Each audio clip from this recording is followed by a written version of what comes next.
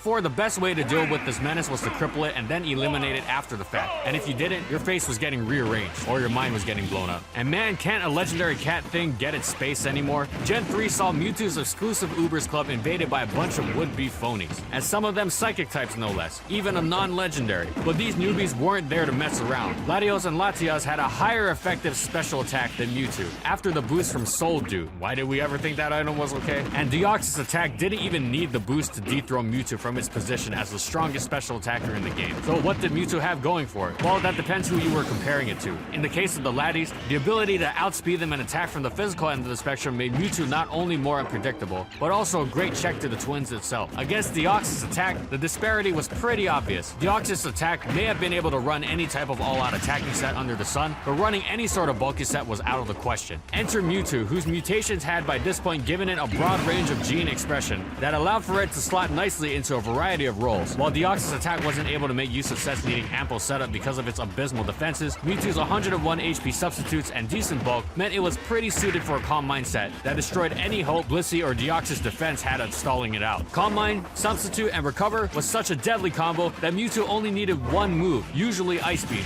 since Psychic wasn't a great attacking type in Ubers. And if you wanted more coverage, you could always make setting up a bit harder, but make the sweeping easier by adding in Thunderbolt or Thunder over one of the support moves. With this set, you gain coverage on Ho-Oh and Kyogre as well. Thunder versus Thunderbolt was actually a hard decision. Now, do you want to grab the guaranteed Thunder on Kyogre switches, or risk a miss against a potentially sun-boosted Ho-Oh?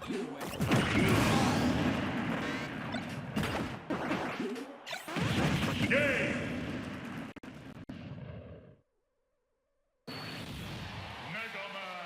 Wins!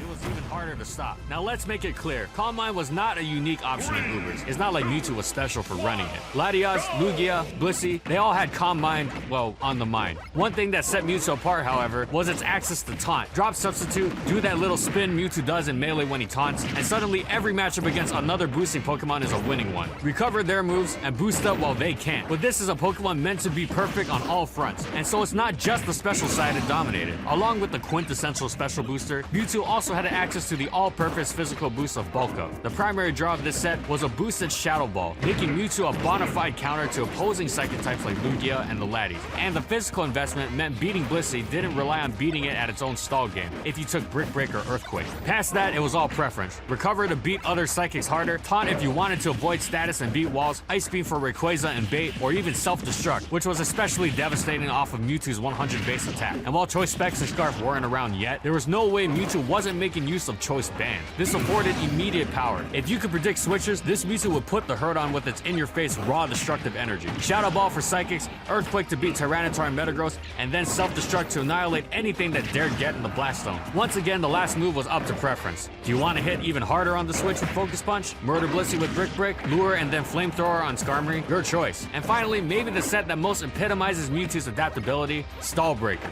No attacking investment here, this was a fully defensive set, made to beat the infamous Skarm Bliss and notoriously strong defensive Pokemon like Lugia and Ubers. Mewtwo's gargantuan move pool, great speed, and decent bulk meant it could easily shut down opposing stall Pokemon with Taunt, while whittling away with Toxic and keeping itself safe with Substitute or Recovery. As your opponent tried to constantly switch between their defensive pivots, Taunt would negate any hope they had of setting up, letting you get another free hit as their Substitute stayed unbroken. It was this variety that kept Mewtwo at the top of Ubers, despite its nominal outclassing by other Pokemon. Figuring out Mewtwo's moveset was half the battle, and so the best solutions to Mewtwo were defensive Pokemon like Deoxys Defense and Blissey. Although Blissey did have to fear Brick Break, the best removal tool for Mewtwo was Banded Deoxys Attack, which could predict a Calm Mind or Bulk Up or Taunt, and frequently fire off a one-hit KO Shadow Ball, but any attacking move killed it. And Banded Ho-Oh was also able to withstand anything but an exploding Mewtwo, responding with Shadow Ball while the Mewtwo was only able to return fire with a possible Thunderbolt. Kyogre worked similarly, fearing mostly only Thunder, but again, the unpredictability and raw strength of Mewtwo made it not nigh uncounterable, and the risk of figuring out its set was often all the gap it needed to win a battle. If that Mewtwo was carrying Thunder, yeah, you just lost potentially your most powerful Pokemon. Honestly, one of the best ways to deal with it was Wobbuffet, since by then you knew the set and could just wipe your hands and be done with it. This was still indubitably one of the best Pokemon in the game, behind Groudon and Kyogre, yes, and sometimes even behind its fellow Psychic types, but still one of the scariest threats you could face, even in the Ubers tier. And do you guys know how evolution actually takes place? No, not Pokemon evolution, actual evolution. Random mutations that help something survive better end up getting passed along because it can live. What that means is that the hazardous conditions something lives in can actually affect how it will change down the line, because mutations that fit that niche work the best. Mewtwo just keeps on mutating. Gen 4 Ubers was outright terrifying because of the introduction of even more Uber Pokemon. You had Darkrai spreading sleep status at absurd levels, Dialga leveraging the most absurd typing the world had ever seen, and Giratina serving as a dual spin blocker and attacker. And yet,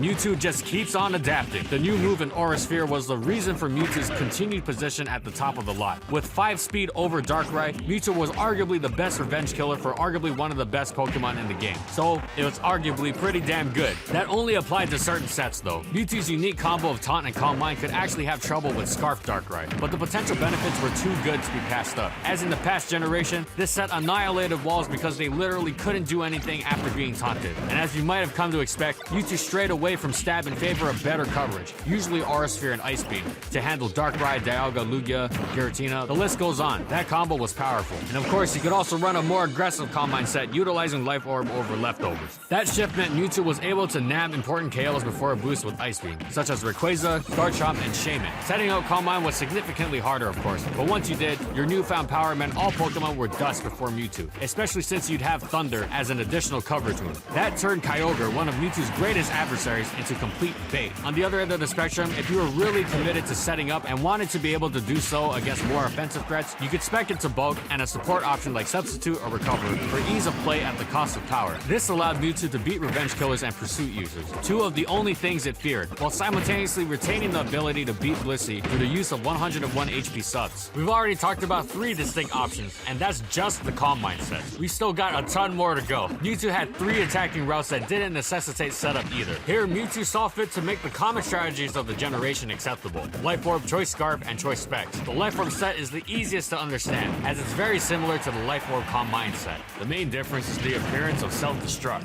which provided a way to defeat anything that would normally want to come in on Mewtwo. Ho-Oh, Blissey, and Kyogre all died to this, and the fact that Mewtwo would normally blow up on Kyogre meant that Thunder was no longer the most desired coverage move. Usually, Fire Blast was taken instead to deal with Pokemon like Scizor and Fortress. Choice Scarf, as to be expected, made Mewtwo one of the most feared revenge killers in the game. Moves here were selected from the usual pool: Ice Beam, Thunder, Flamethrower, Aura Sphere, and Grass Knot, depending on your targets. Ice Beam for Rayquaza, Thunder for Kyogre, Grass Knot for Groudon, Aura Sphere for Darkrai, all pretty self-explanatory. Usually, however, you forewent at least one attacking move to hold the potential gut-sinking play of tricking your Scarf onto a Blissey or Latias. Finally, Specs was just a Life Orb set but dialed up to 11. Take your pick of attacking moves and let her rip. Anything switching in not named Blissey had to be fearful, and even Blissey hated getting tricked into Specs. Sorry, did I say finally? My bad, we have one more trio of sets to discuss. Far be it from Mewtwo to forego a route it might have specialized into. It can do it all. By tapping into its vast gene pool, move pool, Mewtwo had the ability to be a fearsome wall as well. Will-O-Wisp, Reflect, Taunt, and Recover had every physical attacker cursing under their breath and beat out most stall Pokemon as well. If you really needed an